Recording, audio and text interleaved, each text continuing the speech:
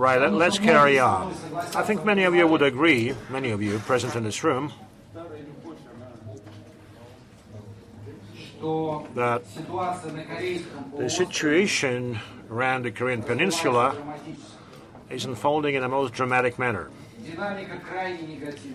Unfortunately, the dynamics is pretty negative, and many participants of the conference and their comments mentioned that time is running out. And the situation is spiraling down, following the worst-case scenario. So I think that this session should be devoted to attempts to find possible solutions. I think we did have time to discuss the reasons as to why we are in the current situation. We addressed risks, we talked about sanctions, we have a series of other sessions, but now, during this session, I encourage all of you, including our panelists and the attendees, to focus on possible solutions, on the ideas as to what could be done. I do share the concerns raised by many of you. The situation is unfolding in the most dramatic manner.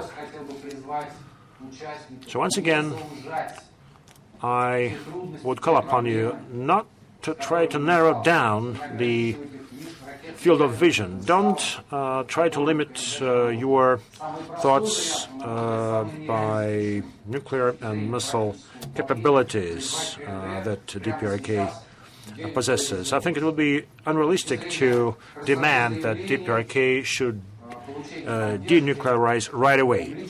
While obviously such a message would sell well with the media, with the public, but let us proceed from what we have at hand. Let's be realistic. One crucial task now is to defuse the tension in the region.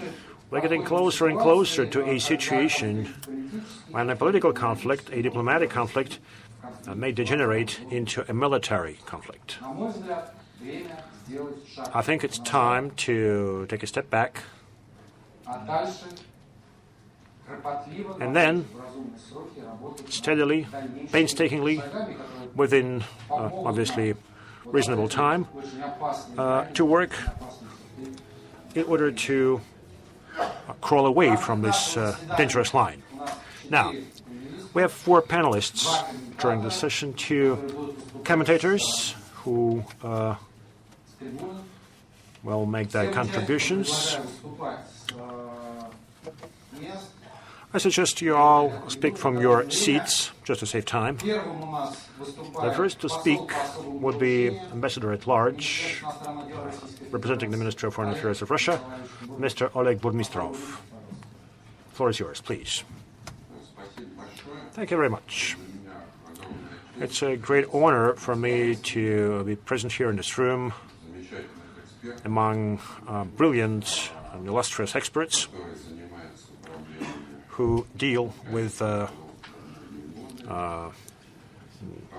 Korean Peninsula issues and have been dealing with those issues for a long time. You know, it's more difficult for me to speak because I'm a bureaucrat, I'm a public official. And nonetheless, I will do my best to share my vision, both personal and expert opinion, as regards the developments in that region. Anton was absolutely correct when he, in his brief statement, outlined the situation and the way we should deal with the situation at the moment. The conflict in the peninsula and the tensions there have been present for decades, and they are rooted deeply in the past. Nonetheless, as mentioned by Anton, now the conflict and tensions have reached an unprecedented level, and the situation seems to be getting closer and closer to the brink, to the limit, yet each time we realize that the situation can aggravate further. So this spiral of tensions keeps its downward path. We witnessed the spring crisis this year,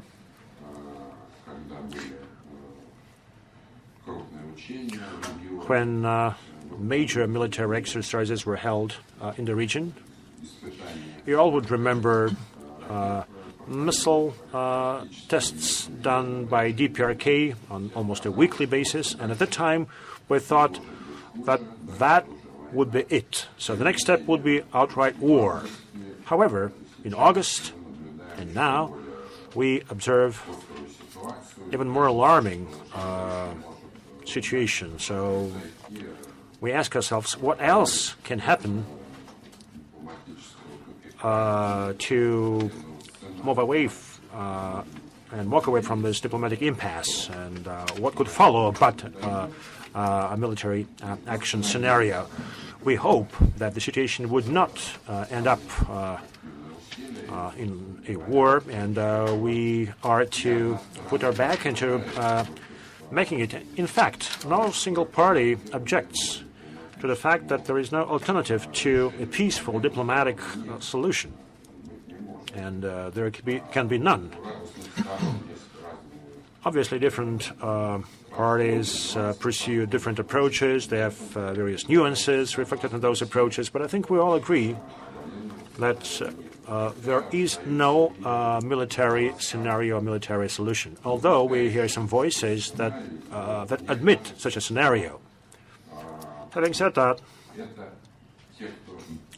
I think that such voices belong to those against whom all of us, all the countries, all the experts should oppose. So the conflict on the peninsula is not a conflict between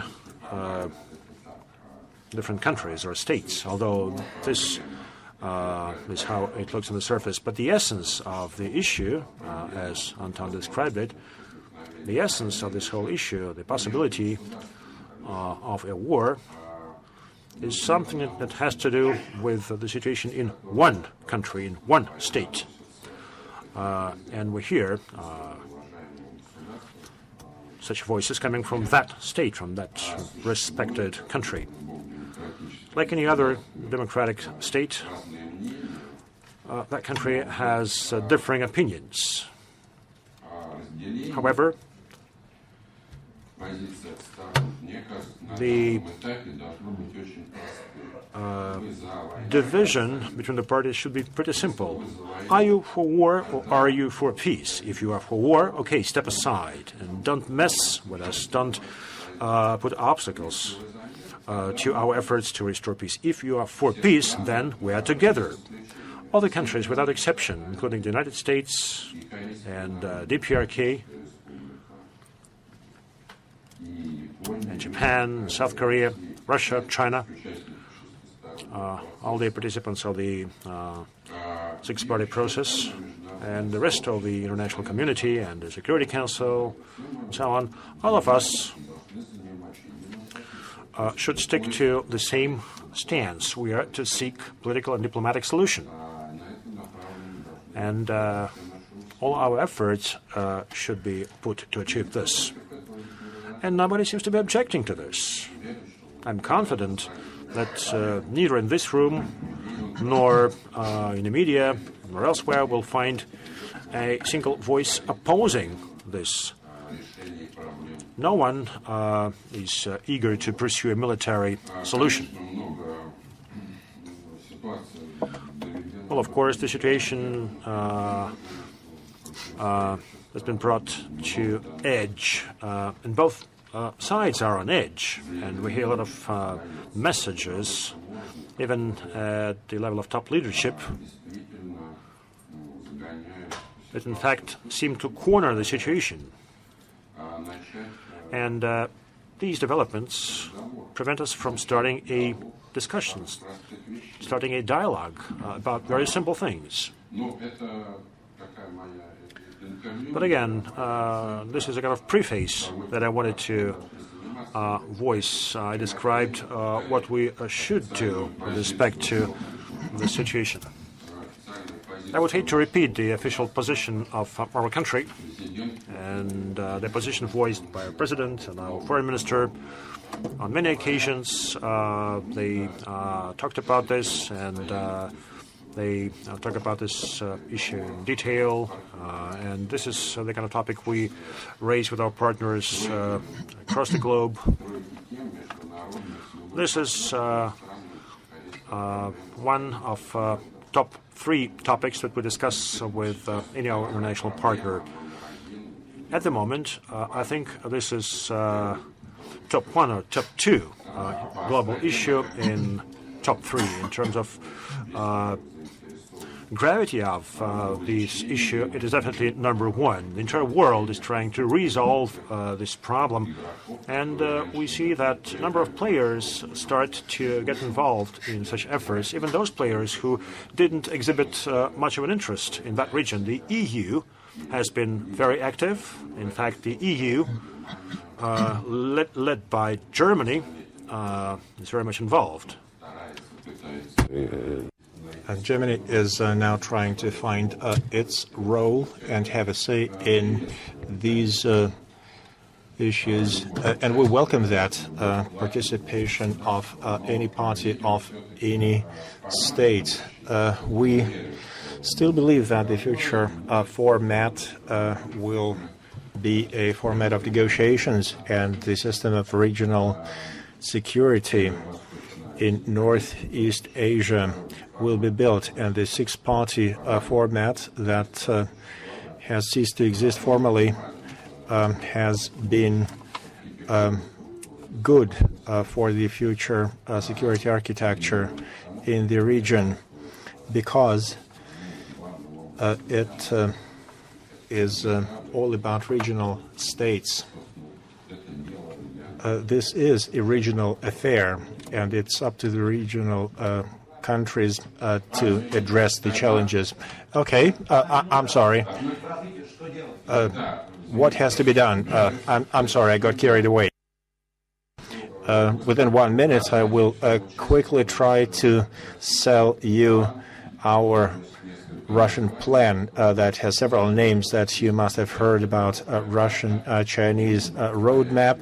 I will not go into the content of this plan. You're familiar with it. We don't see any alternative. This is the fruit of our joint efforts with our Chinese colleagues. This is our Russian contribution. The idea of double freeze has not been originated in Russia or China. It's the idea that has been brought up by the current leader of DPRK. He brought it up 2 years ago when it was not given a lot of attention, and it got forgotten. But this is an idea that comes from DPRK. See how things develop. Things that have occurred 18 months ago, 2 years ago, are already getting forgotten.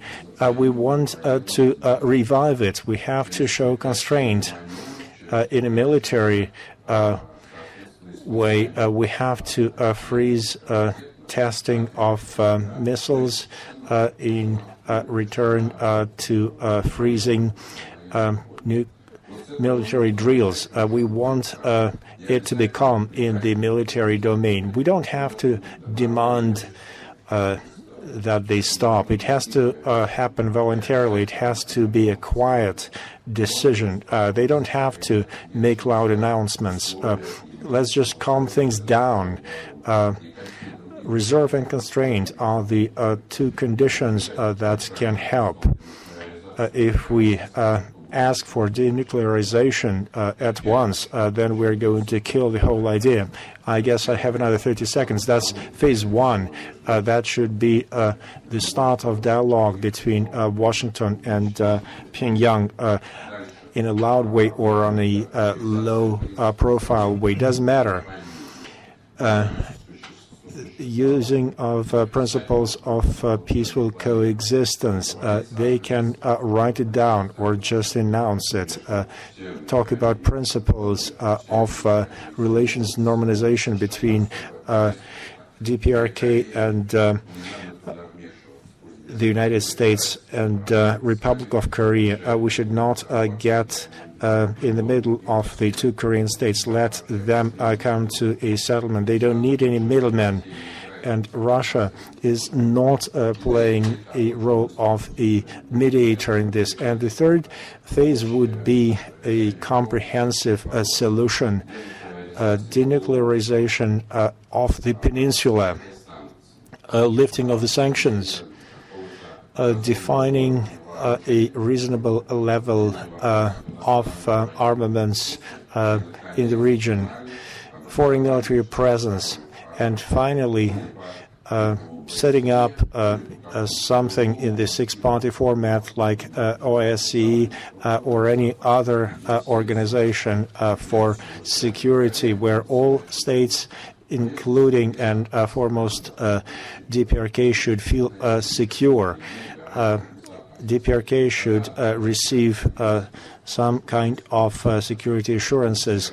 Then we would see reduction of this tension that we are witnessing today. Thank you very much. Now I invite every next speaker to be more practical. Besides your own ideas, you can take into account what the previous panelists have said. You may base your comments on what others say before you. If you don't accept something of what other panelists say, you might want to offer some alternative ideas. This is an approach that some officials have been voicing today. The ideas that have been raised are unacceptable, but we do not have any alternative. That is a dead-end approach because it pushes us towards further escalation. Next panelist from China, a fellow at the Institute of Security and Arms Control at China Institutes of Contemporary International Relations. This is a big organization known as CICIR. Dr. Go, over to you.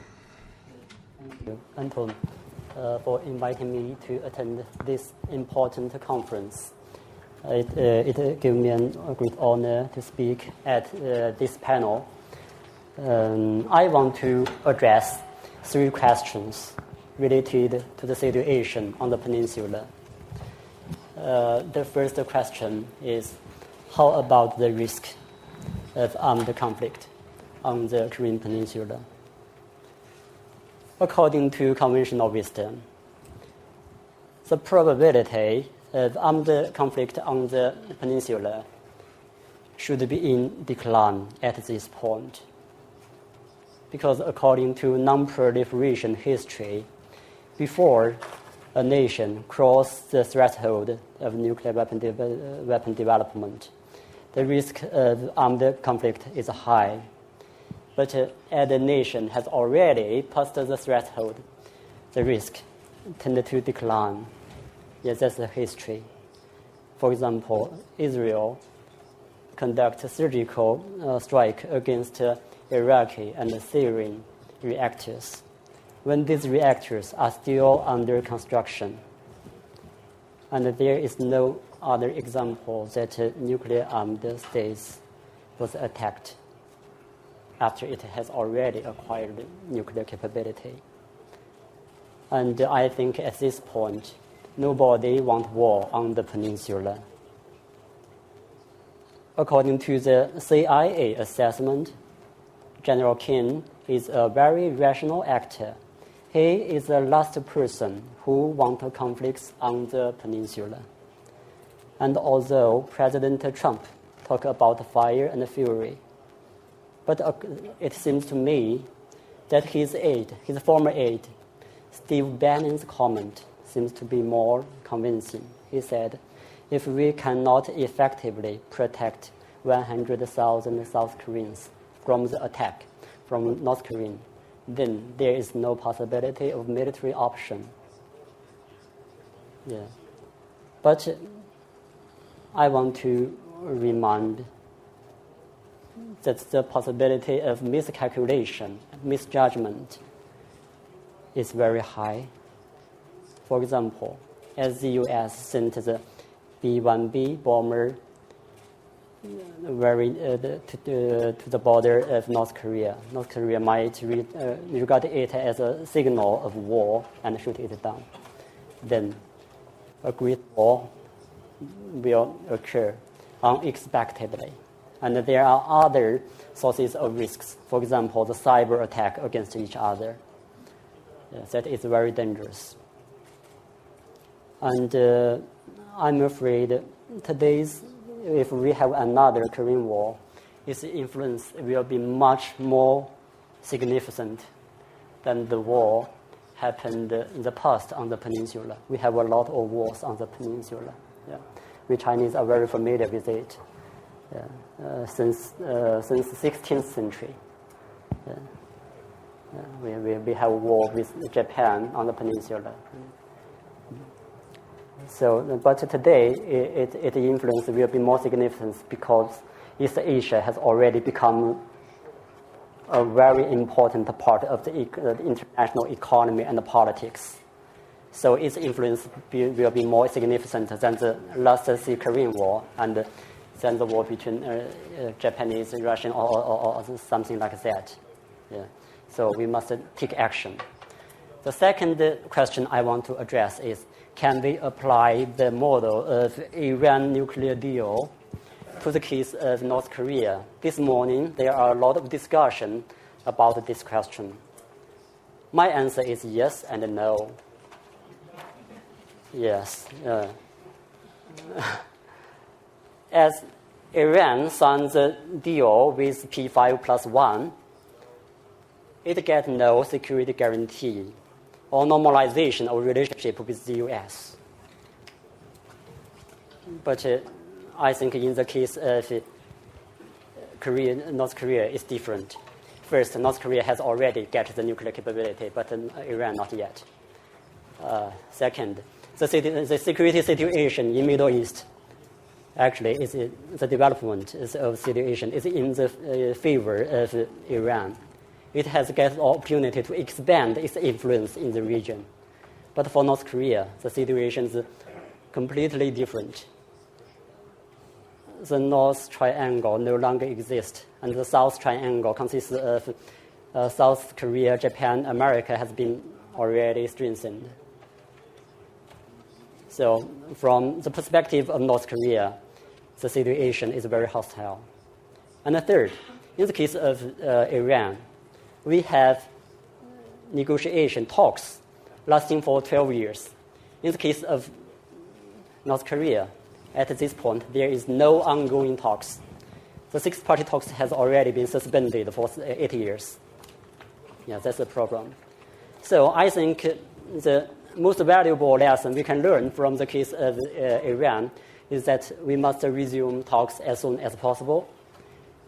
But the biggest difference is we must, in the case of North Korea, we must pursue a parallel approach to push forward the process of denuclearization and the establishment of everlasting peaceful mechanism on the peninsula at the same time.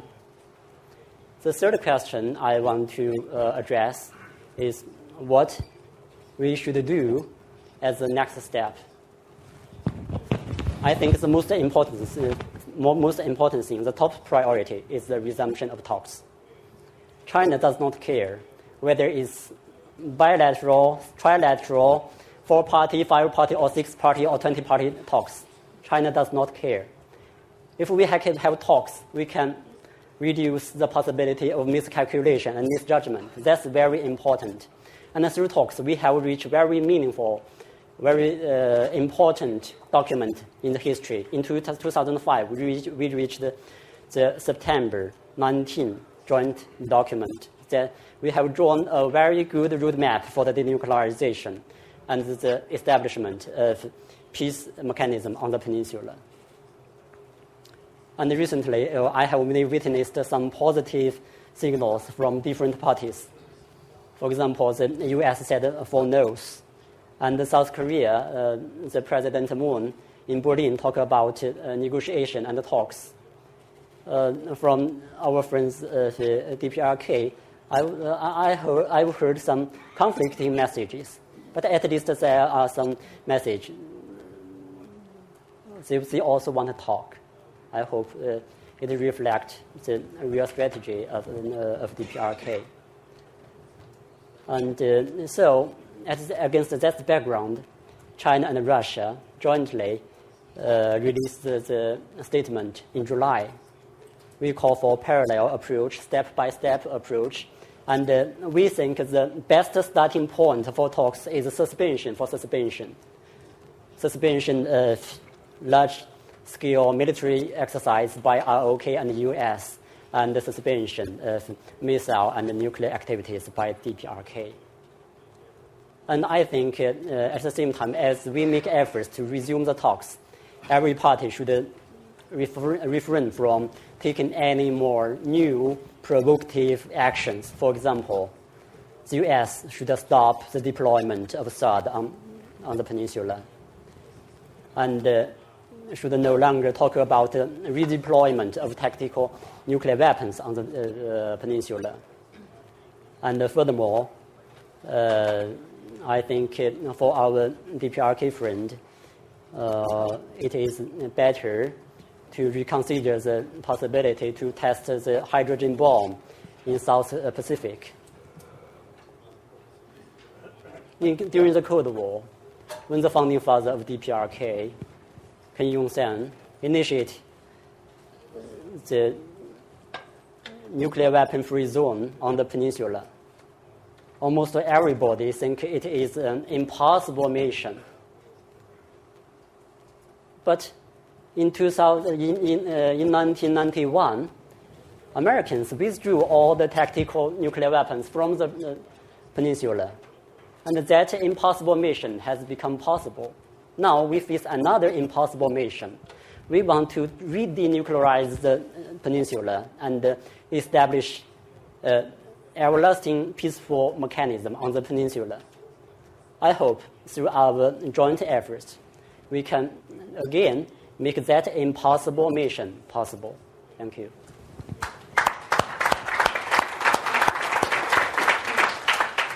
Спасибо, доктор. Thank you very much, Dr. Go. Thank you for finishing on a positive, optimistic note. The next presenter is Susan DiMaggio, a director in the U.S.-Iran Initiative, Senior Fellow in U-America. Susan, over to you. Thank you so much, Anton. Let me begin by thanking you and Dimitri for organizing this fabulous conference and for inviting me. I'm honored to be on this panel. We have a saying in the United States, to save the best for last. And I think in this case, we've saved the most difficult for last, if I can say that. So yesterday's panel on North Korea, I think, really set the stage for this discussion. So I won't go into that context, but let me just begin with a few words about the current situation, and then I will present what I call 3 priorities of what we should be doing next. So the administration, I would say, the Trump administration and the leadership of North Korea have both unwisely engaged in an exchange of fiery statements and bellicose threats, and we're now stuck in a dangerous, escalating war of words. The use of war language by the United States, most prominently expressed in President Trump's tweets, and also his recent address at the UN General Assembly, reinforces the North Korean perception of a permanently hostile United States and the belief that having the capability to strike the U.S. with nuclear weapons is the only way to safeguard their regime. From the U.S. point of view, the prospects for diplomacy are seriously diminished by the steady stream of belligerent threats from Pyongyang against the U.S. homeland, against our allies in the region, and against American forces in the region. These threats also serve to support the belief that of many Americans that the North Korean leadership is inherently dangerous. And if you look at recent public opinion polling in my country, North Korea is now perceived as the top threat. Additionally, the U.S. threat perception has increased significantly over the past year. U.S. intelligence estimates recently reduced their estimate for the time it will take North Korea to develop a reliable nuclear-capable missile that could reach the continental U.S. To 1 year. This replaces earlier official estimates of roughly 4 years, give or take 12 months. And just the other day, CIA Director Pompeo mentioned a figure closer to 5 months. So against this backdrop of what I've just described, we're hearing more talk in policymaking circles in Washington of kinetic options. Heightened U.S. military maneuvers over and around the Korean Peninsula and provocative tests by North Korea, like the recent missile that flew over Japan, add potent fuel to this mutually enforcing cycle of escalation. So the longer this current course persists and intensifies, the greater the chances for spiraling into military conflict, either by design or by accident and miscalculation. So what should we do? The first priority, given the scenario that I just described, must be to de-escalate the tensions. The priority now must be to cool things down, and both sides should scale back the rhetoric. The personalization of attacks by both sides, by the leadership of both sides, is particularly concerning and counterproductive, and it should stop immediately. The second priority is one that I aim at my own government of the United States, and that is to communicate a coherent policy toward North Korea. I think at the moment, any one of us would be very hard-pressed to explain U.S. policy toward North Korea with any real certainty. Senior members of the administration and the president himself are making contradictory statements on a consistent basis. This only adds to the risk of misinterpretation and miscalculation, and it should be addressed as a matter of priority. I would contend that this is a moment that demands consistency and clarity. Of course, we've heard the U.S. policy is now something called maximum pressure and engagement. Sometimes it's called peaceful pressure. So I think the administration should communicate that the U.S.'s strong preference is to solve the issues that exist between Washington and Pyongyang through diplomacy and engagement. Pressure tactics, including sanctions and military options, of course, remain on the table. But the government should speak in one voice in support of diplomatic engagement as the first choice. And we also should speak very clearly that we are proceeding down this road in coordination with our close allies and our partners. My third priority is focus on getting productive talks underway. Secretary Tillerson recently stated there are a couple of channels that exist now of communication with North Korea. Washington should use an existing channel or perhaps initiate a new one with Pyongyang as a priority. One of the ways to proceed is to first engage in what I would call bilateral talks about talks without preconditions to explore what might be possible. This, in my opinion, would best be done very quietly through a low-key channel authorized at the very highest level in both capitals. The objectives would be to clarify current policies, discuss potential points of compromise, and also what are the non-negotiables, what are the red lines, and then set the groundwork to move ahead to negotiations within a broader multilateral framework. I'm suggesting a process that's very similar to the one utilized by American and Iranian officials that began in July 2012. Prior to the start of official negotiations, American and Iranian diplomats engaged in a series of under-the-radar meetings, which they were able to keep secret, eventually leading to an interim agreement. I fully recognize that these two cases are very different, but I do think these initial discussions made the resulting nuclear deal between the P5+1 and the EU possible. I would contend that given the high degree of mistrust that exists between Washington and Pyongyang, a similar approach with North Korea is needed. One of the major lessons we learned from this landmark deal is that, yes, diplomacy is very difficult with an adversary, but it's not impossible. The U.S. should not limit discussion to the return of American detainees, which a White House spokeswoman recently said is the only topic open for discussion. A focus also should be placed on other issues, exploring the possibility of getting talks started on those issues. The United States should recognize that North Korea will not adopt constraints as a precondition for getting talks underway. And while not abandoning the goal of denuclearization, we must set it aside in the short-term goal, because currently it's just outside of the possibility, the realm of possibility. Instead, the U.S. should be looking for ways to de-escalate tensions as a way to gain traction toward negotiations focused on what's achievable at this moment. A priority should be placed on reaching an interim freeze agreement on North Korea's nuclear and missile testing. Such an agreement would create space for further talks aimed at deterring North Korea from using and proliferating its nuclear weapons. And North Korea should recognize that for the U.S. and others, talks cannot be sustained while Pyongyang is carrying out nuclear and long-range missile tests.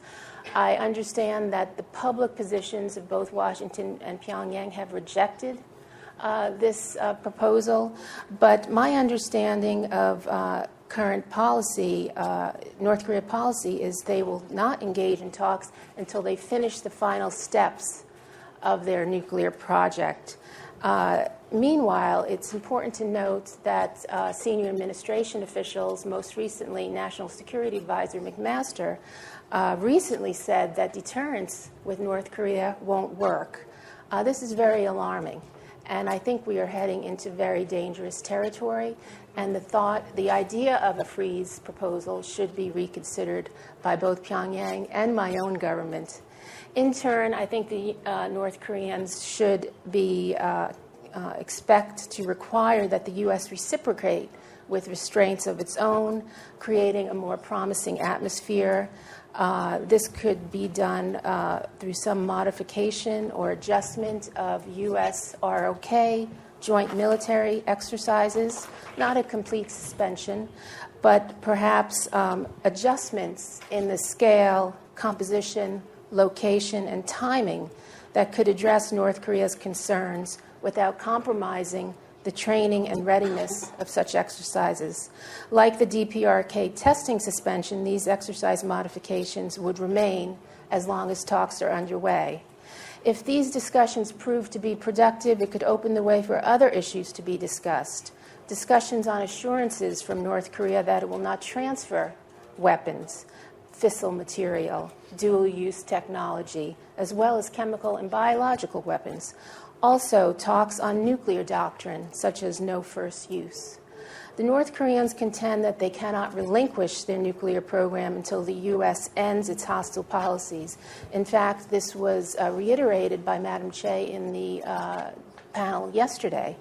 So this indicates a degree of conditionality to some extent, and it should be fully pursued. How do the North Koreans define U.S. hostile policies? How can they be addressed? This could be a longer-term and very arduous discussion that would ultimately have to include a peace agreement, security guarantees, and so forth, but it is well worth placing on the agenda. Given the hard realities, we obviously cannot expect to proceed on the basis of mutual trust. That's a given. As such, what I've described is a phased approach that has confidence-building measures along the way. It's not a set recipe. There are many. I described many ingredients. It's rather to be illustrative of the sort of process we could pursue. Let me just conclude with this little story. Recently, I was on a panel in Washington, and I presented some of these ideas. And one of the participants disagreed with me vehemently. He said that we've tried diplomacy with the North Koreans before. It's too hard. They cheat. They can't be trusted. But the fact is, if you look at the careful reading of the record, shows that diplomacy between the U.S. and North Korea has succeeded in the past. It is the implementation that has failed. And because we failed in the past doesn't mean we shouldn't try again. Indeed, I think we should learn from these past attempts. Thank you.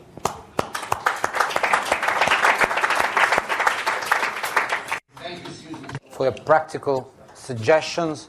We agreed with Madam Choison here that during her 7 minutes she would react on those comments which were made by previous speakers. So, Madam, you have up to 7 minutes to react to those of them which you would like to react.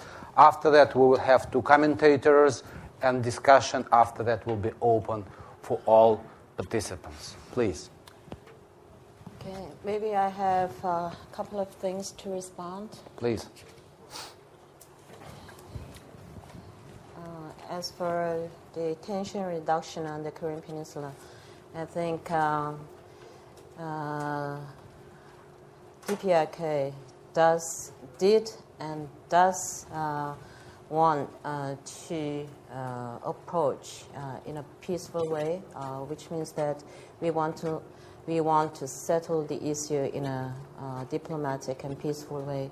But looking back over the 25 years, we have learned that diplomacy doesn't work with the United States.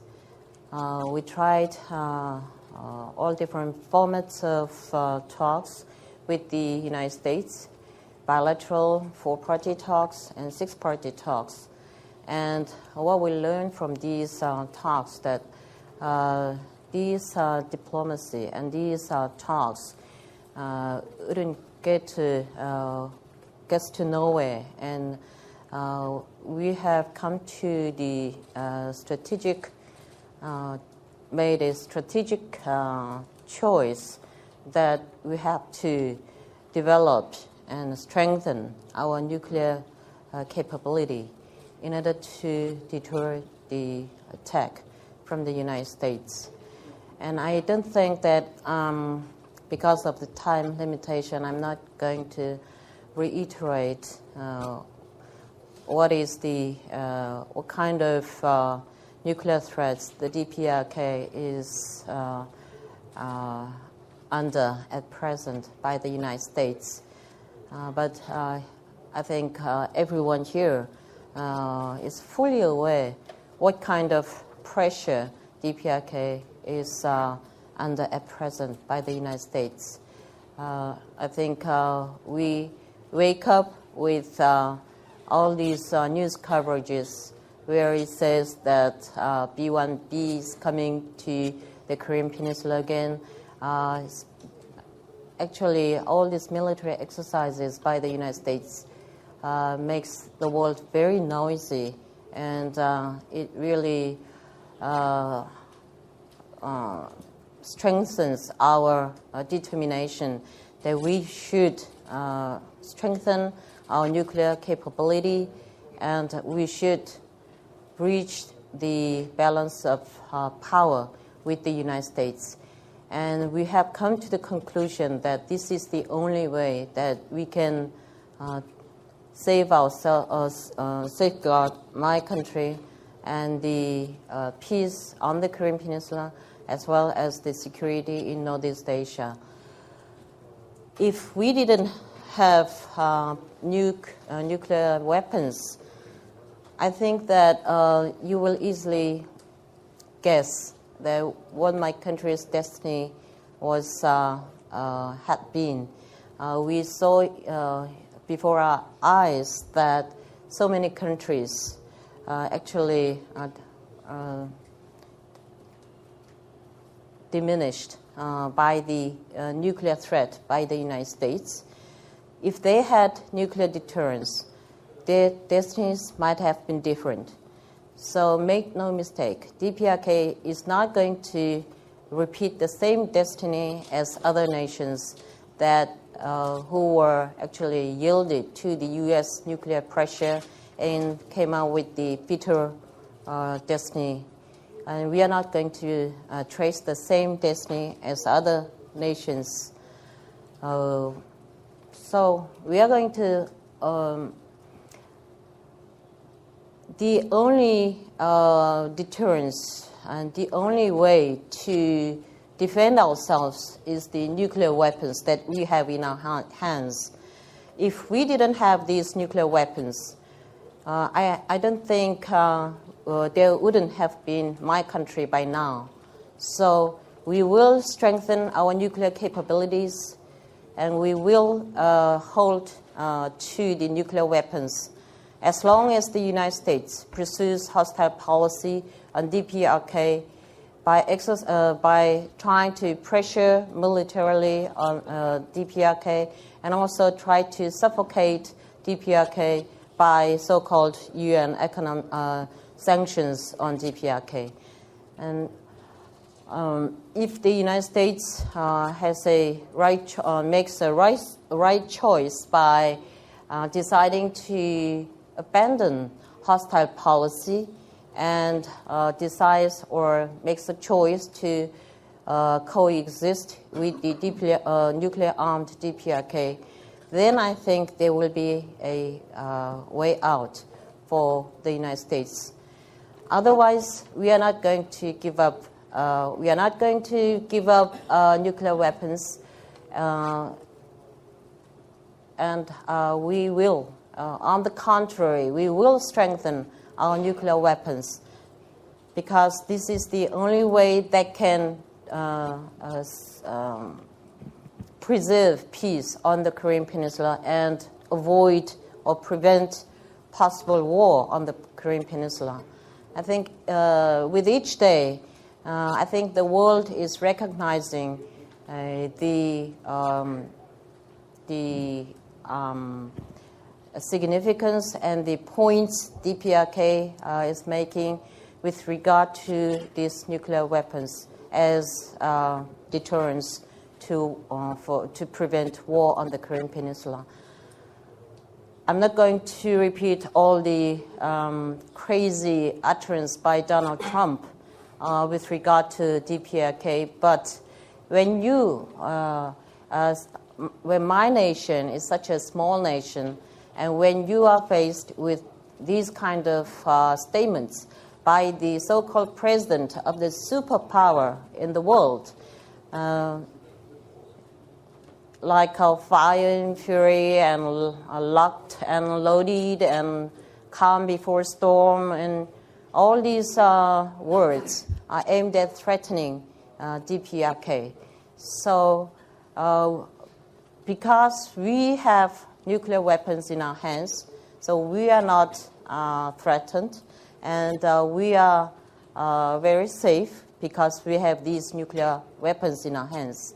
So we will hold to that nuclear weapons as long as these kind of hostile policies by the U.S. administration or continues to prevail. So I think this is my response to my previous presentators. Thank you for your comment. But before I will give the floor to the commentators, Madam, I would like to have a question of clarification. You mentioned abandoned hostile policy. Can you elaborate a little bit more what particular steps DPRK would expect from your side? So what kind of issues, what kind of steps you mean when you mention abandon hostile policy? So it's no joint exercises or something else? I think in order to, if we are to resolve the issue diplomatically and peacefully, I think it's very necessary that we have the right atmosphere for such kind of talks. Mm-hmm. When we have, these threats daily coming out from Washington, you actually wake up with these, tweets by Trump talking about, fire and fury each morning, then I really don't think you are willing to be at the table with the United States, who is, actually up to, strangle your country. So what we need is a right atmosphere. We don't want any nuclear threats from the United States, and we want the United States to abandon its barbarous sanctions on DPRK. Of course, it's been, in exercise and it's been practiced under the name of the UN sanctions and UN resolutions, but it's been led by the United States to suffocate my country, so that they want to see my country collapse with these various sanctions on my country. So, as if the United States continues with these military and nuclear threats on DPRK, as well as these economic sanctions, we are not moving an inch in this nuclear weapons area. Thank you for your comment. Now we have two commentators. Первый наш комментатор. Okay, the first commentator, professor from the Korean National Diplomatic Academy of the Foreign Ministry of ROK, former Director General for Policy Planning at the Ministry of Foreign Affairs. Dr. Sin, please, floor is yours.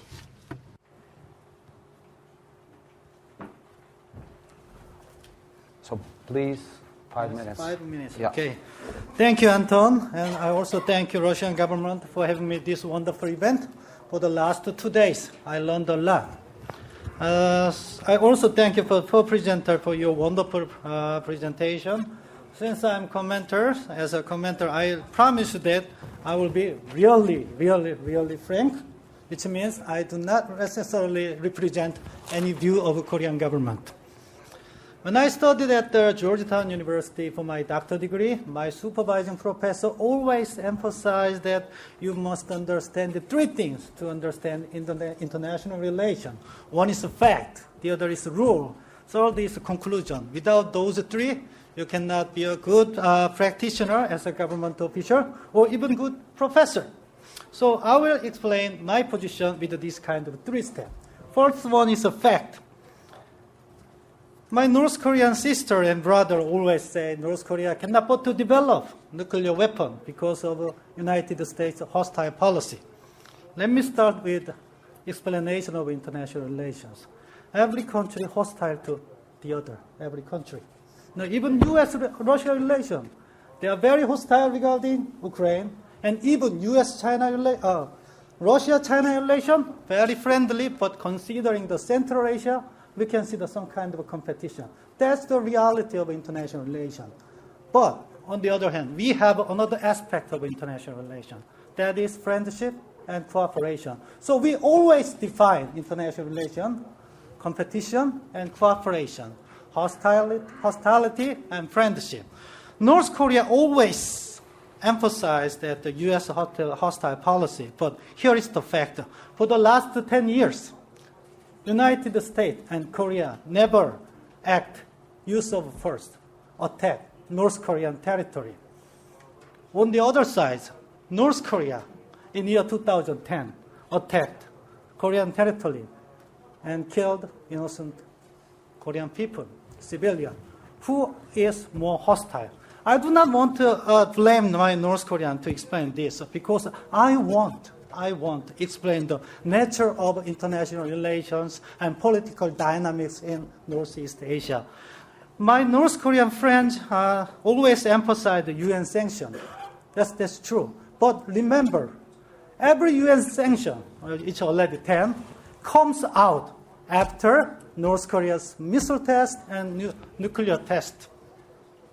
And those kind of some bad word from the President Trump, it only comes after North Korea's missile test and nuclear test. I don't want to defend that, but anyway, that's the truth. To build a bright future, I think we have to think about what is our rule, what is our conventional wisdom. So my second step is talking about the rule of the international community regarding nuclear weapon. What is that? That is non-proliferation regime. That's the effort that Russia and my friend Anton working for this seminar. I believe that.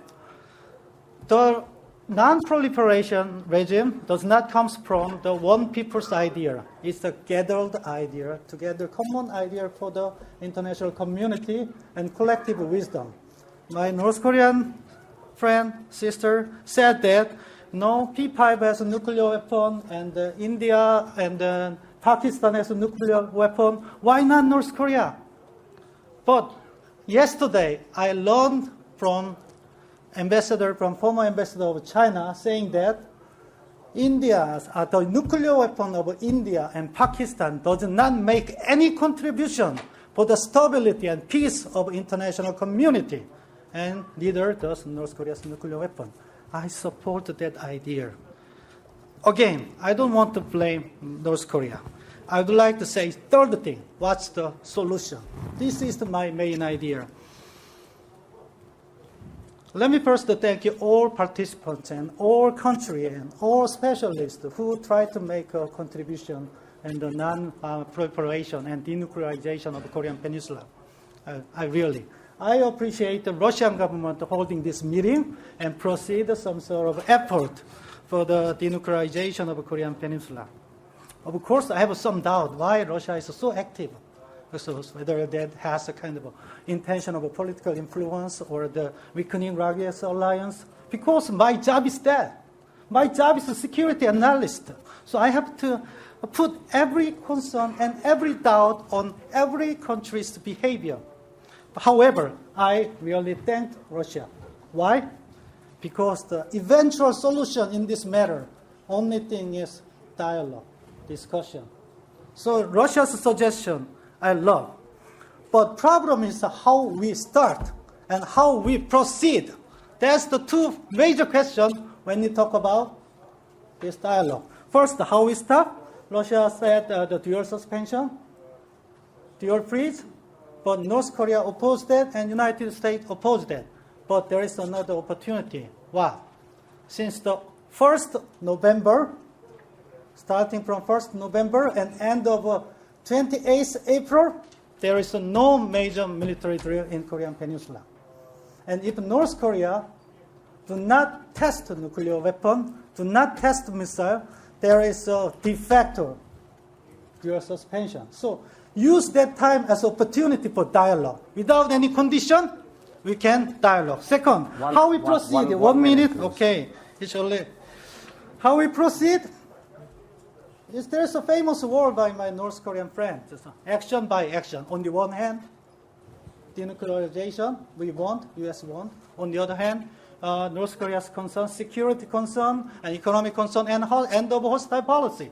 So we can come together and action by action solve the problem. That is the answer. My last point is, this is my sincere hope that please accept the South Korean government's proposal for dialogue. I'm working for the former government, more conservative, but this government has really good intention. Try to improve inter-Korean relation, decrease tension, and establish peace regime, and then peaceful coexistence. That is opportunity. That is the only opportunity I believe that giving better world to my next generation.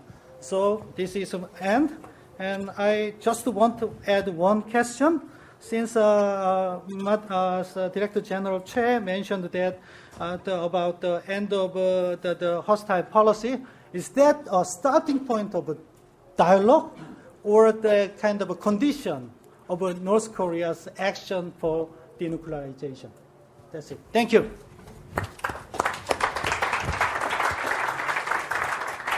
Thank you, Mr. Shin. We will have time to react to your points later, but to one of them I would like to react right now. I think it's a wrong perception that Russian government hosts this conference. It is organized and hosted by the Center for Energy and Security Studies, which is a non-governmental think tank. Russian Foreign Ministry is one of the partners. Russian State Nuclear Corporation is one of the partners. But we have 8 others, including international organizations on board. So it's our responsibility. If you don't like lunch, the soup is too salty, blame us, not the Russian government or other partners.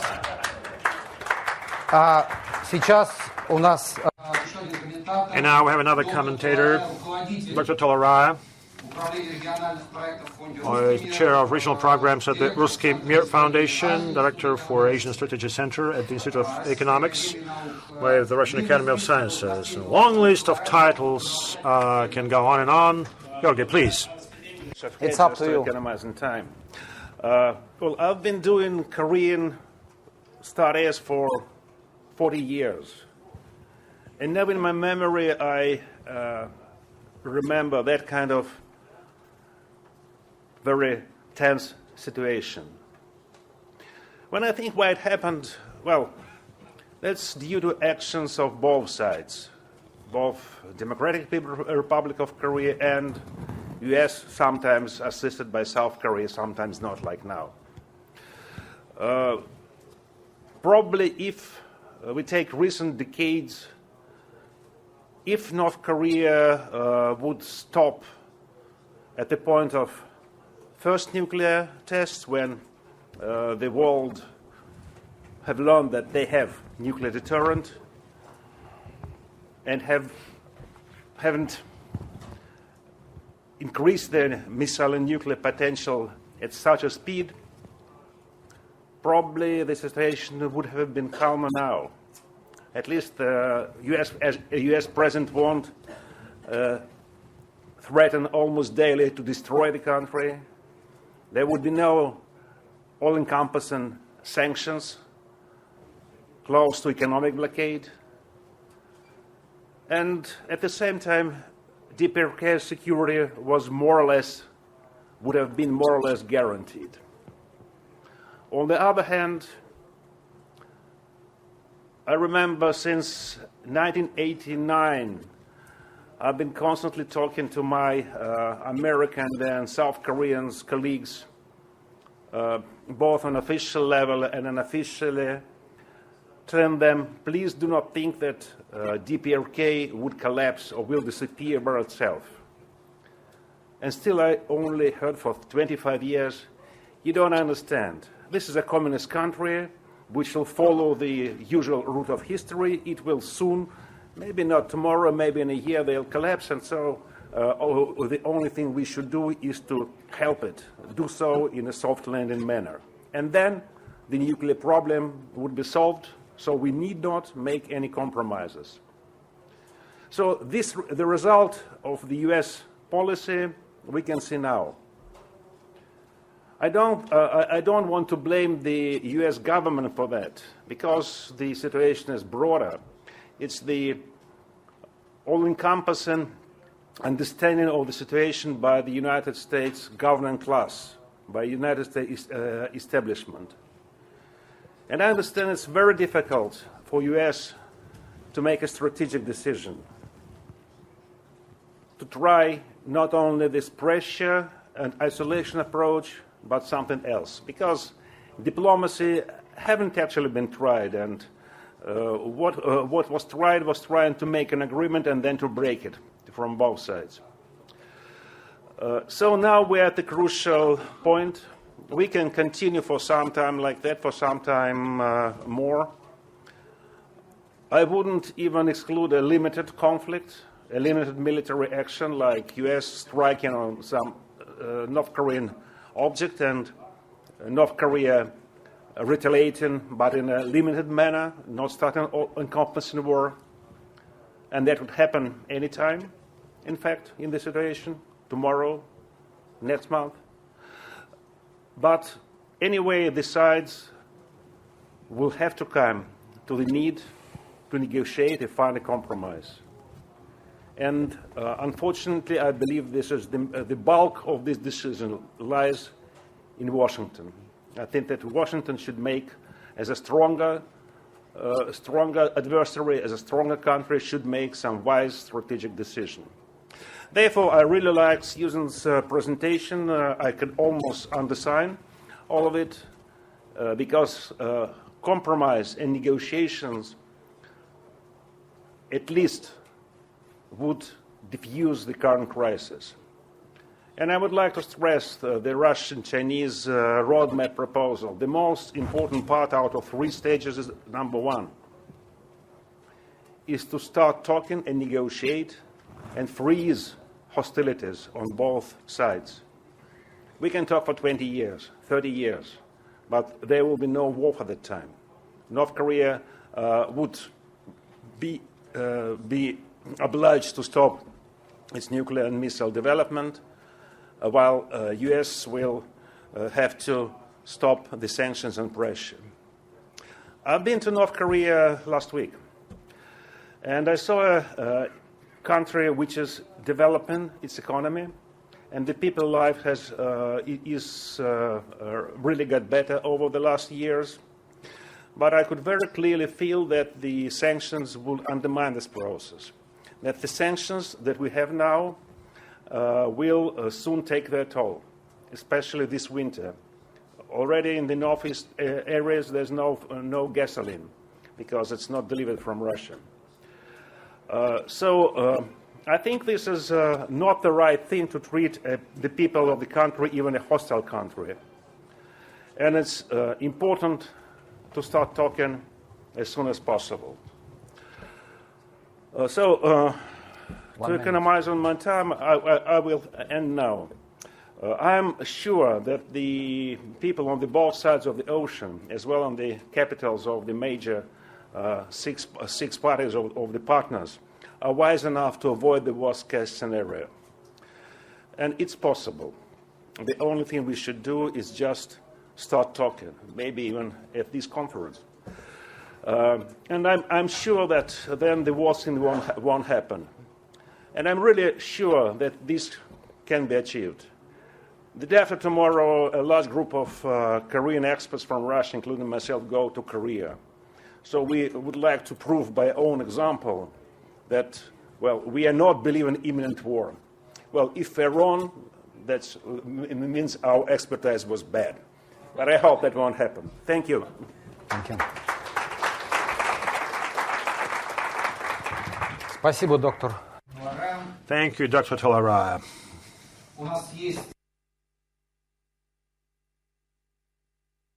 We got no more than 20 minutes to ask very brief questions to the panelists, and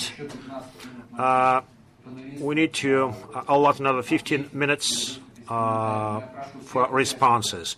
Now, I urge all of you, distinguished participants, to focus on what is to be done. We've heard a lot of exciting proposals coming both from our panelists and commentators. So let us focus on what should or could be done. Admiral Gover. Thank you. John Gower from the United Kingdom. I think I'm safe in saying that this may be the only source of tension in the world that cannot be directly attributed to the United Kingdom in centuries past. I would offer 3 things and ask one question which I ask you actually not to answer but perhaps to think about. Firstly, that not everything you do to reassure and to achieve deterrence should be done every time. And so what is being done with US reassurance exercises may be counterproductive and perhaps not necessary to either assure or to prove that the US has the capability. So perhaps the countries wishing to be assured should have a quiet conversation to say, no, this is not necessary right now, we remain assured. My second point, that in the areas where we have dealt with really bad past events, the Northern Ireland problem and indeed the end of apartheid South Africa, it is necessary to talk to people that you have violent disagreements with in the past and to swallow some words that you have said in the past. So here's my question, and I don't expect an answer, but I pose it anyway. What words that have been said in the last 4 to 5 months would the proponents be willing to swallow in order not to go to war? Thank you. Dr. Zhebin.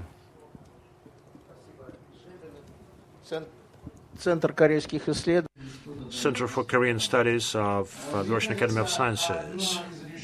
I think a solution could be to delink nuclear program from missile program.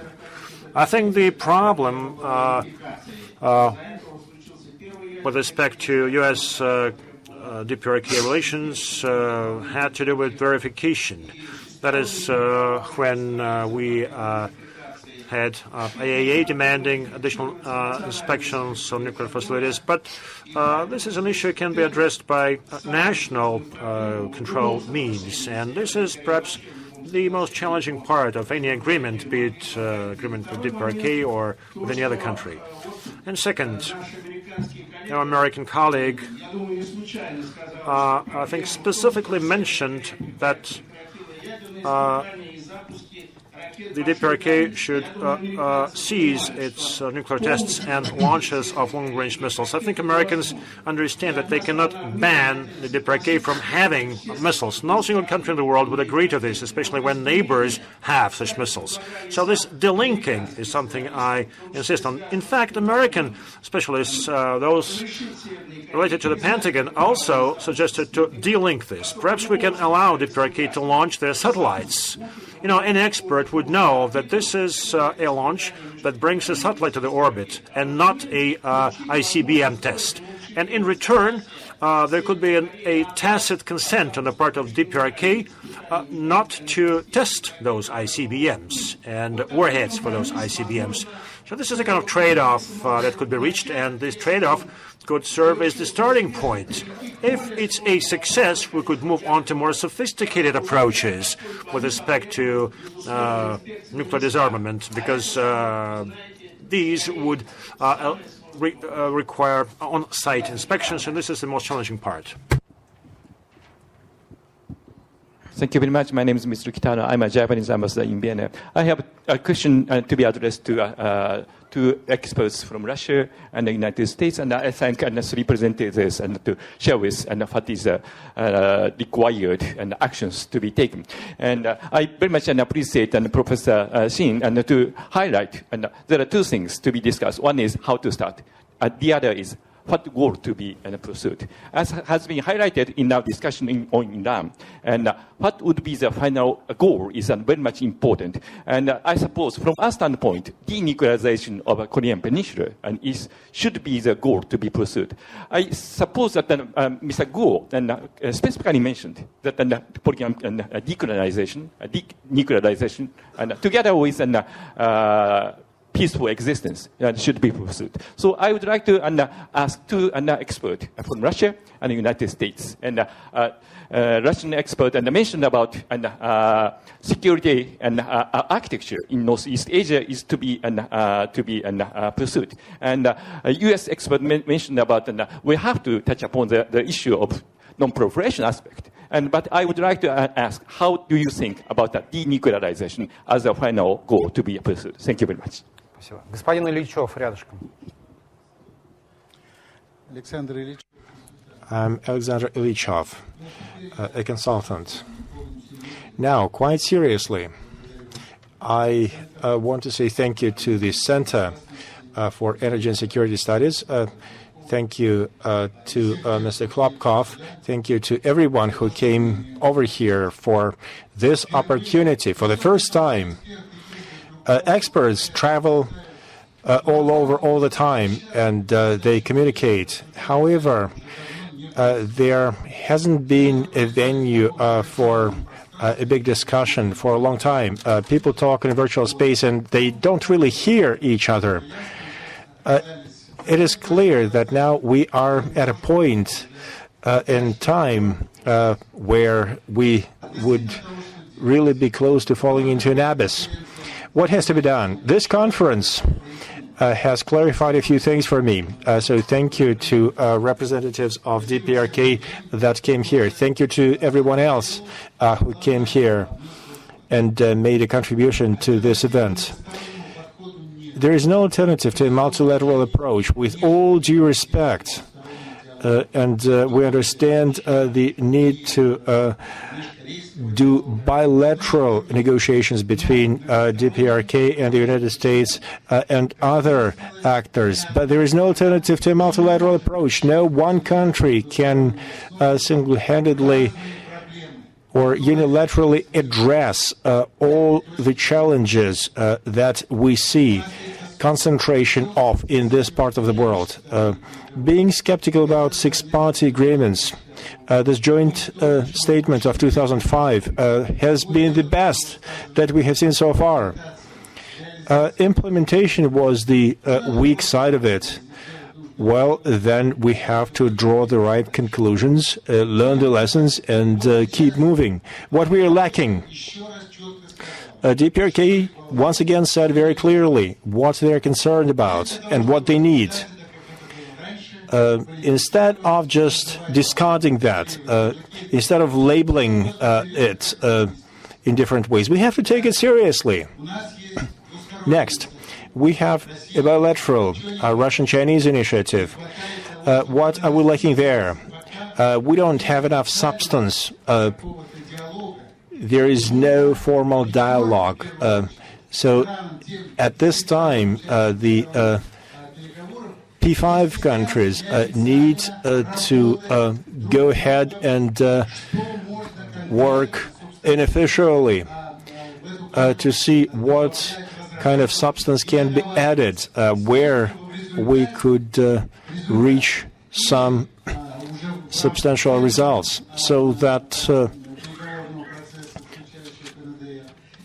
we could come to either formal or informal negotiations.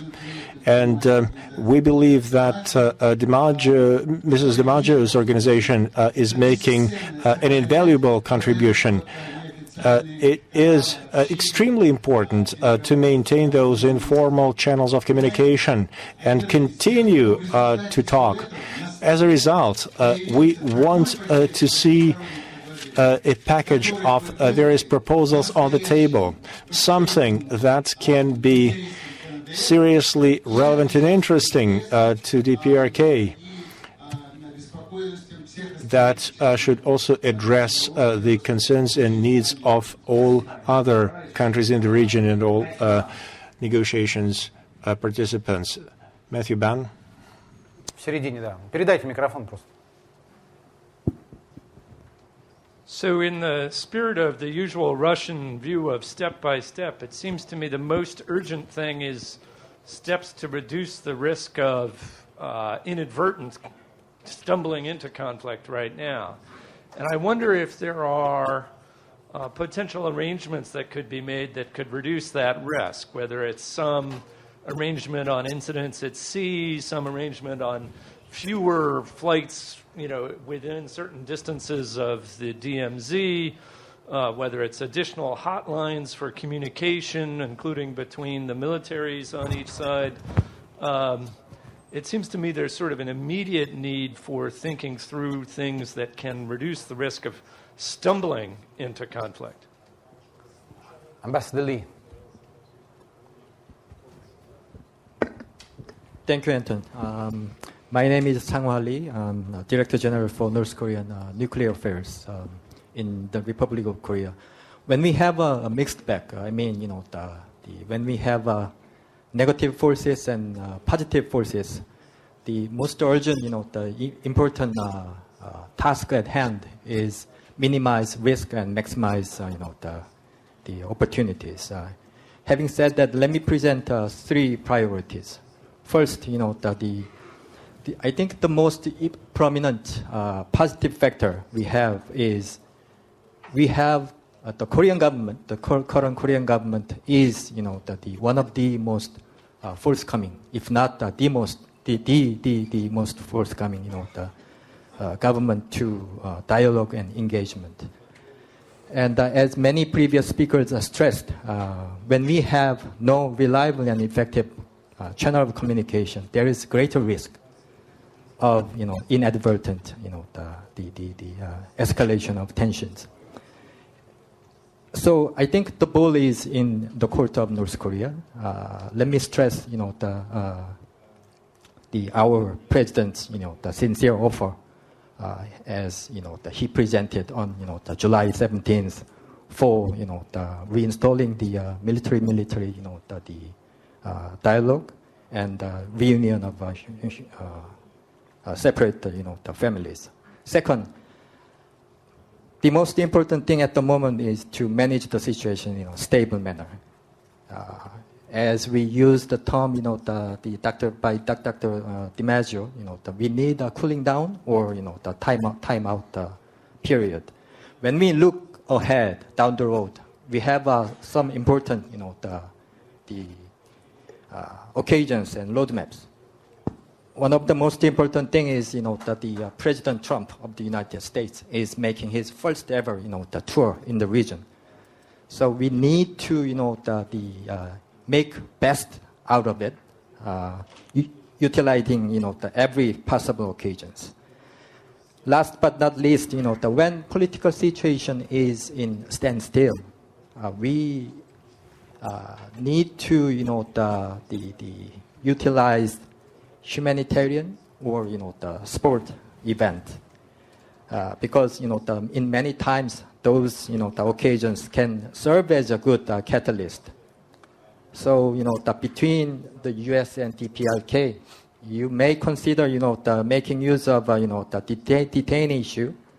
And, the last point is, that we have very important, the sport event in Pyeongchang in early part of February next year. The Korean government is trying to, the best to make Pyeongchang Winter Olympics and Paralympics as games of, the peace, which will help ease tension, the ease tension, and create a favorable environment for inter-Korean dialogue and cooperation. Thanks. Спасибо. Посол Ли, на мой взгляд, очень важный тезис, который также ранее здесь звучал в отношении... Thank you, Ambassador Lee. A very important statement about dialogue. Again, making things up, I can say that if there is an interest to coming to Moscow, then the Center for Energy Security Studies would be happy to act as a host. But it would be important that both parties, including the Republic of Korea, to be prepared to have talks in a bilateral format and address all issues. Ambassador Lee, you have reminded to me of one mark that I made when Mr. Xi spoke. That is the one about joint military drills between the Republic of Korea and the United States. Such drills cannot happen if only one party insists. If one party says stop, it would be sufficient to stop such drills. You cannot claim... I don't understand the statement that the drills will continue because Americans insist on having such drills. If Republic of Korea is interested in discussing the full scope of issues, then making reference to Washington in every situation doesn't seem to be appropriate. We can take two more questions from Angela Kane and David Santoro.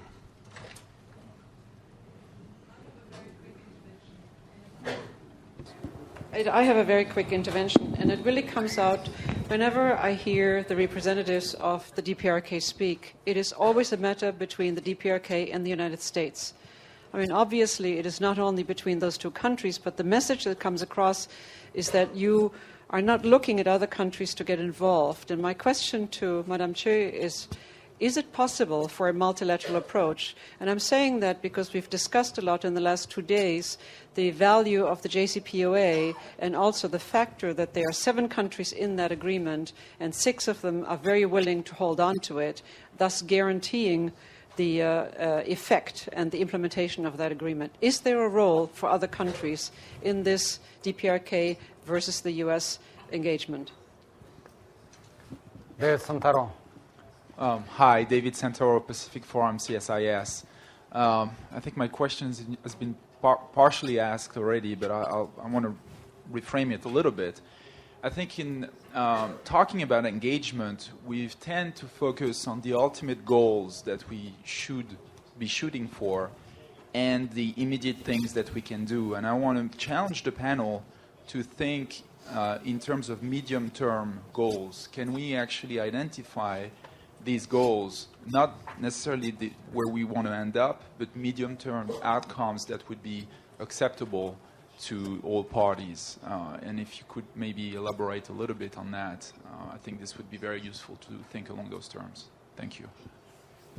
And I cannot to give the very last opportunity to speak to Dr. Blix. Please, Dr. Blix. And after that, the panelists will have 5 times each to respond or react. Thank you very much, Mr. Chairman. I fully agree with the proposals of meeting, dialogue, etc. But it occurred to me that the ambassador of Korea said that between the 1st of November and the 28th of April next year, there will be no big military maneuver. Perhaps an understanding could be reached that North Korea would not test any missile or weapon, and if during this period, if that is so, then the U.S. would suspend that military maneuver. That would be a start. Thank you, Dr. Blix. Now all 4 panelists will have up to 5 minutes to respond or react to those points which has been made. It's up to you to choose.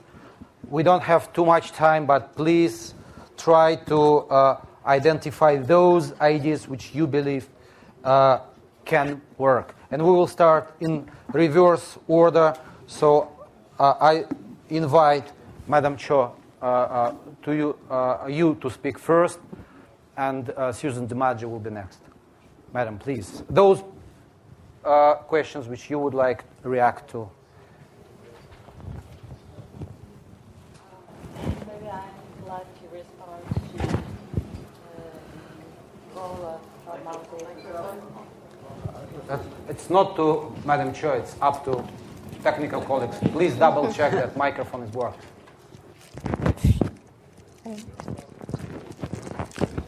It works. It works. Please. So, I think multilateral engagement is a very important element in settling issues. And we are not excluding these multilateral efforts in trying to resolve the nuclear issue on the Korean Peninsula. And I think there will be a time when we look at other countries to get engaged in the multilateral format to settle the nuclear issue on the Korean Peninsula. But as of now, I really don't think there would be much roles to be played by other countries rather than the United States, because we are not, at present, we are not threatened by other countries, and direct nuclear and military threats are coming from the United States, and it is the United States who is aimed at strangling my country and trying to bring down DPRK. So at present, we have to face the reality, and we have to settle the problem with the United States. Maybe, what do you think the other countries can do? Maybe in the sanctions area, maybe you can, other countries can play some role. And ask the United States not to go ahead with such kind of barbaric sanctions on the DPRK. I think that kind of roles are very much welcomed. But as for the military and nuclear threat, we are actually having it from the United States and not other countries. So why not other countries ask the United States to abandon the hostile policy on the DPRK. Maybe these joint efforts or these kind of demands from other countries, rather than from DPRK alone, can make a role in persuading or in making the United States to make up a right solution. So, of course, we do welcome other countries to join us in asking the United States to abandon its hostile policy on DPRK. And as of now, I think many people is talking about six-party talks and also the joint statement of September 19, 2005. I think if you look up at the documents and also these statements made by the Ministry of Foreign Affairs, you will find out that the position on six-party talks released by the Ministry of Foreign Affairs, it says they did April 12, as far as I remember, that we don't regard the six-party talks as effective anymore, and we want to, first of all, settle the issue with the United States. And at present, as long as there is a hostile policy and nuclear threat by the United States, we are not going into a six-party format. And we are not committed to the September 19 joint statement, which asks the DPRK to denuclearize the Korean Peninsula, because we are under the constant nuclear threat by the United States, and we have to have nuclear weapons to deter the U.S. Attacks on DPRK. And we believe more than ever at present that the nuclear weapons are the only reliable means to deter the U.S. nuclear threat and attack on DPRK. And without that, we cannot deter these threats and attacks from the United States. And I want to briefly refer to your comment from South Korea. I heard you saying that if I'm not correct, you correct me. You don't see any hostile policy coming out from the Trump administration. I want to ask you, how much more hostile words you have to hear from Trump, and you characterize that as hostile policy on DPRK. So I don't know who is your teacher, but I think this is unnegligible fact, and these are the statements made by so-called President of the United States. So we cannot ignore these kind of statements. And I hear many people worry about miscalculation by our supreme leadership handling or hearing about the words or statements coming from Donald Trump. I think our supreme leadership is wise enough to identify as to whether this is what it means, all these statements coming from the U.S. At the top level. So don't worry about that miscalculation. But I think our supreme leadership has a firm will to treat the United States in its own way. So that's my response. Excuse me, please. I've learned a great deal from all of your comments and the commentators as well, and for your great questions. I'm going to run through them very quickly because I know we're short on time. So the gentleman here asked what words would we be willing to swallow in order not to go to war. Again, I think this is where we can learn from the experience with Iran. During those quiet talks, and of course the rhetoric between the U.S., between Washington and Tehran was just as harsh, just as escalatory. But I think during those quiet discussions that happened in Oman, in Geneva, and New York, both Iranians and U.S. were able to come to a better understanding of each other. We had a panel earlier today on sanctions, and I think the general feeling was it wasn't sanctions alone that brought the Iranians to the table. It was Specifically during these talks, U.S. officials were able to convey authoritatively to their Iranian counterparts that regime change was no longer a strategic objective of the United States. We need to do the same thing with the North Koreans. Also, we indicated a agreement for the Iranians to maintain a uranium enrichment program on their soil under heavy monitoring and verification, of course. But these are the sorts of ways we can communicate these things, and that's why I'm a big advocate for initial bilateral talks, and then, of course, move on to multilateral talks, which are very much needed. And getting to that question, I would think our North Korean colleagues would welcome the multilateral framework, because as we've now seen with this historic nuclear deal with the Iranians, which is working, by the way, it is the international community, our European partners, our Chinese colleagues, our Russian colleagues, that are saving this deal from blowing up. So I think that would be a reassurance to our North Korean friends of why a multilateral framework would mean so much. And the question about satellites, I'm going to give my personal view here. It's certainly not my government's view, but I think this is an area where we should be open for some negotiation.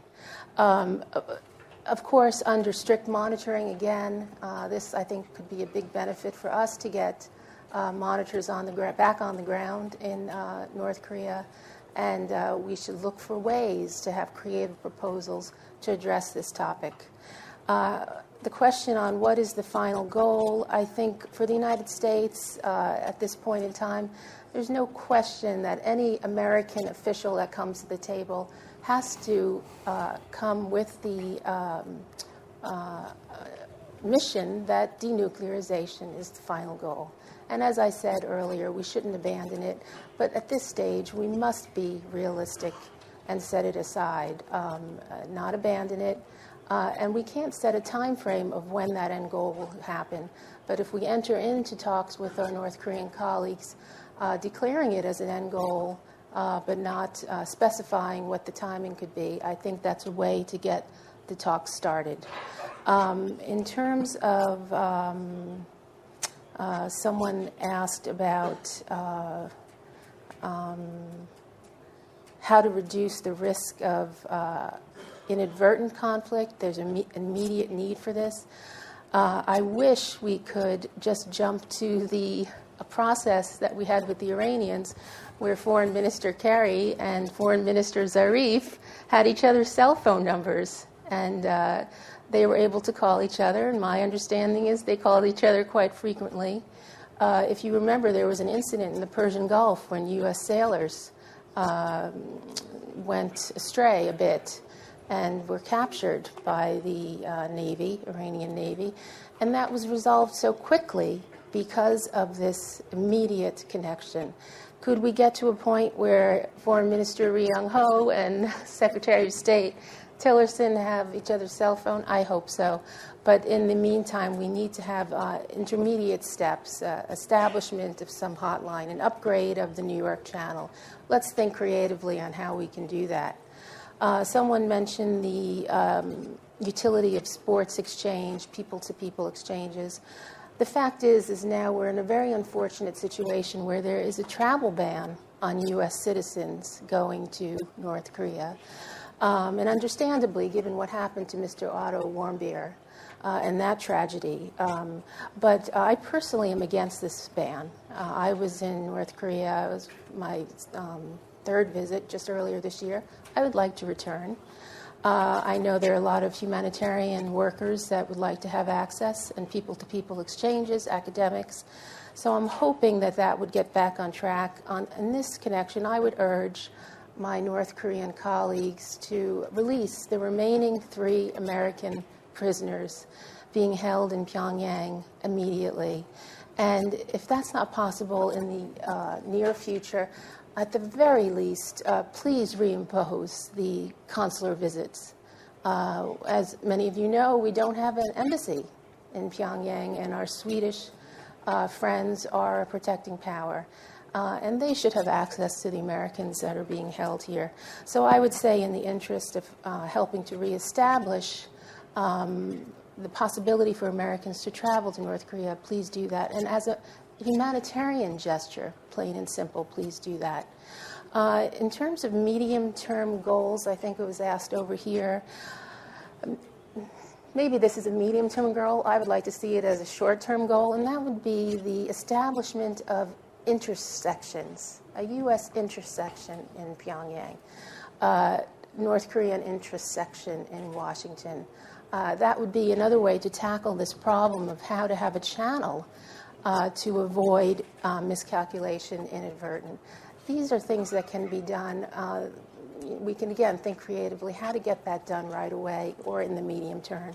And I also mentioned a few other things that we should be discussing that I would put in this medium-term timeline.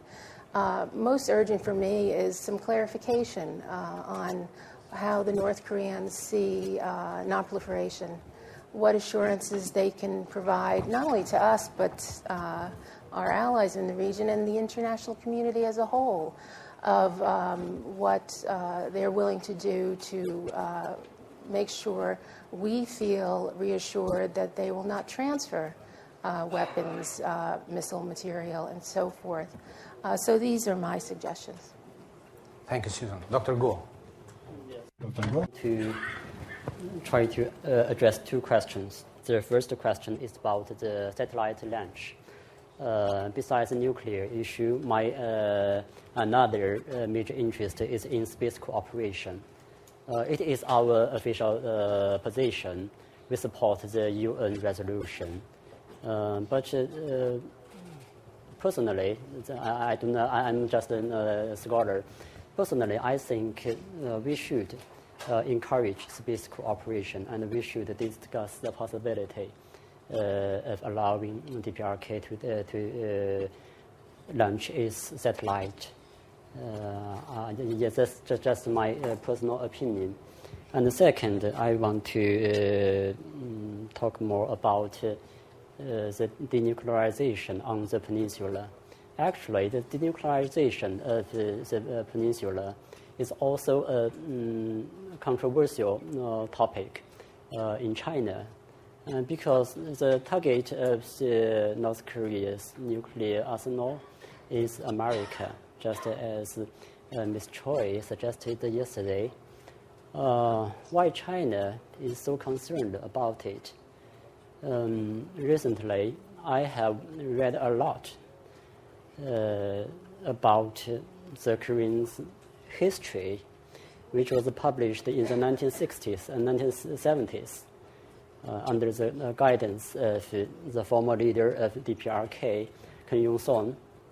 And I have read some books, because I'm not quite familiar with what they have experienced in the past decades.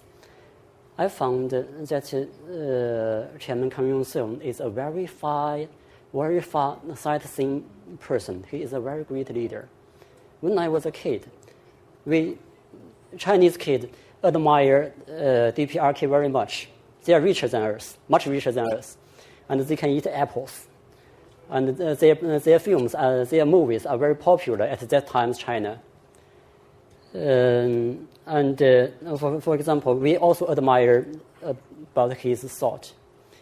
For example, he respects intellectual. During Cultural Revolution, we stupidly criticize and exile these intellectuals, but North Korea respect intellectual. And as they found DPRK, there are just dozens of college graduates, but under the rule of Kim Il-sung, they have 1.2 billion intellectuals. He said, with 1.2 million intellectuals, we can create all kinds of miracles. Yes, that's very important. And on the nuclear issue, I also think Kim Il-sung is very far sightseeing. Yeah, he promoted the initiative of nuclear weapon-free zone on the peninsula. I think he is considered the interest of the offspring, not only himself. Now, the DPRK has already conducted 6 tests. And after the September 3 test, there is another earthquake occurred on September 23. I don't know whether the mountain can stand more tests, and I'm really afraid of the potential danger of radioactive leakage. I think that's for the interest, not only for the neighbors, but for the people, for the offspring. Because the Korean people have lived on the peninsula for 5,000 years, and we have been neighbors for 5,000 years. Take care of your own kid, your grandkid, and take care of the concern of your neighbors. That's also important. Yeah. Thank you, Dr. Guo. 1 minute. Okay. And after that, Ambassador Burmeister will have his 5 minutes. But just one. I'm compelled. Okay. So, as for the comment made by Chinese, I don't know his name, but I'm not going. I will refrain from making comments on each Chinese leaders, but I have to respond with his comment on my leadership. Our respected Supreme Leader Comrade Kim Jong-un is equally wise and equally far-sighted, and he is leading our country in a way that, in a very wise way. And entire Korean people and entire Korean army is upholding his wise leadership. And we believe him, and we believe in his leadership. And I do believe that my country and my people will emerge victorious under his wise leadership. So I want my Chinese friend to, I don't want him to understand, but this is my response. So I really want you to be cautious when you talk about the leadership of other countries. Thank you, Madam Chair. Олег Николаевич, 5 минут ваши. Короче, уложусь. I'll make it in less than 5 minutes. A question asked by our Japanese colleague from Vienna appeared to me the most exciting and important. That is a question about denuclearization in the attempts to defuse the situation. We think that this innovation put forward by Russia and China as a roadmap is that the ultimate goal of the resolution is to come up with a comprehensive solution to all the issues that all the countries present in the peninsula are facing. The idea is to set up a mechanism to ensure security in the region, whereby security of each country, including DPRK, would be completely guaranteed and assured. Denuclearization is just a part of the problem. Very important, yes, but just a part. But we must not focus on nuclearization as the most important issue. This would be wrong from the methodological point of view. This is something that the international community have been pursuing for many years. The attempts were to address denuclearization delinked from other issues present in the peninsula. Now, our idea is to come up with a comprehensive approach. How can we hope to achieve a complete and verifiable denuclearization without addressing the many other issues? What about conventional weapons in the so-called demilitarized zone, or DMZ, which is the most militarized zone on Earth? There are tens of thousands of artillery pieces deployed on both sides. What about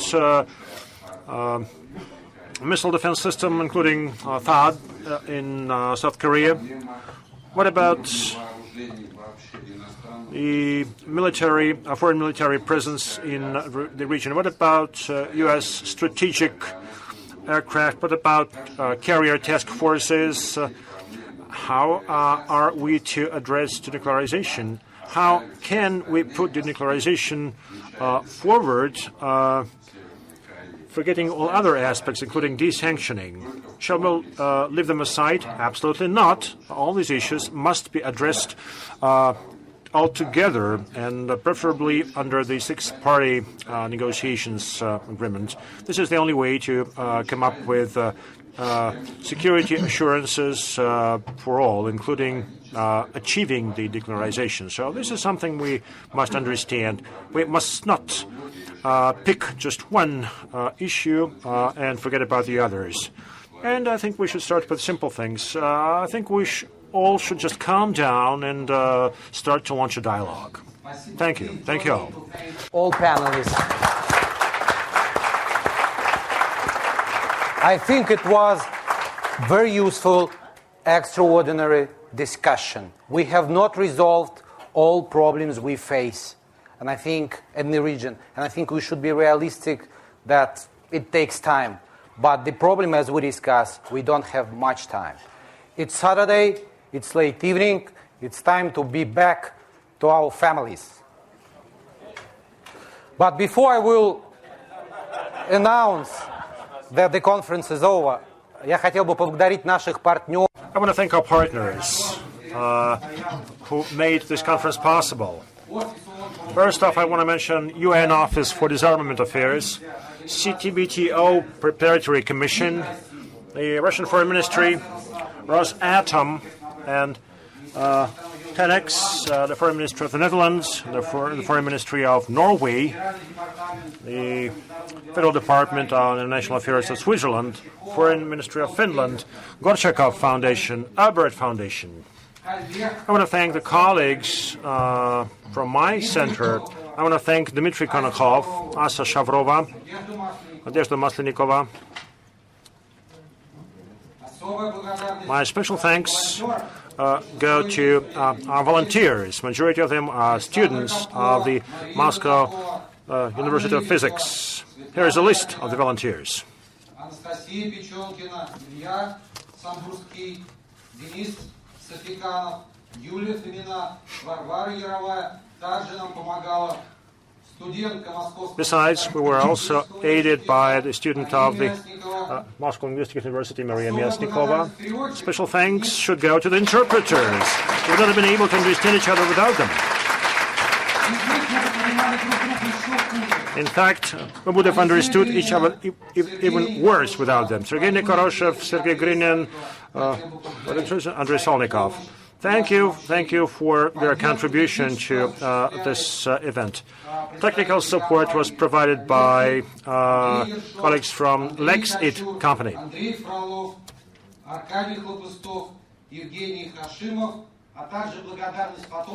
We also thank our cameramen.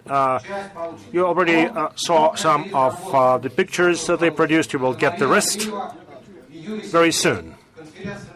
Now, with this, the conference is over. Thank you very much. Please don't forget to leave interpretation equipment. Otherwise, we will bill you. It costs about $400 each.